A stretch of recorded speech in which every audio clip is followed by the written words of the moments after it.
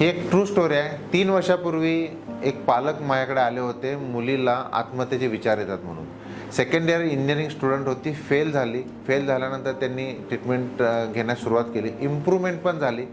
6 महिने ट्रीटमेंट घेतल्यानंतर आयडियल त्यांनी वर्षभर घ्यायचं होतं, त्यांनी मेडिसिन्स बंद केले आणि पुन्हा तिला डिप्रेशनचा एपिसोड आला आणि आत्महत्येचे विचार तिच्या मनामध्ये येत होते.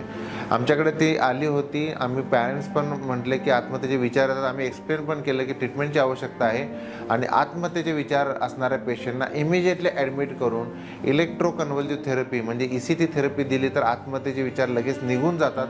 हे आम्ही त्या पालकांना सांगितलं होतं. शुक्रवारचा दिवस होता. पालक म्हटले आम्ही विचार करून सोमवारी येतो म्हणून सांगितलं.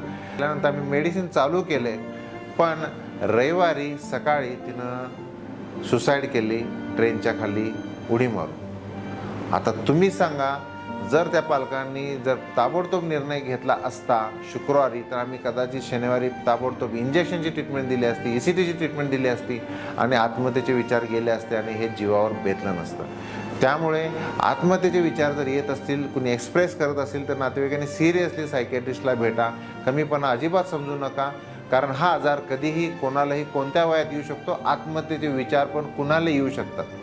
त्यामुळे कमीपणा न लेखता ताबडतोब तज्ज्ञ डॉक्टरांची मदत घ्यायला पाहिजे.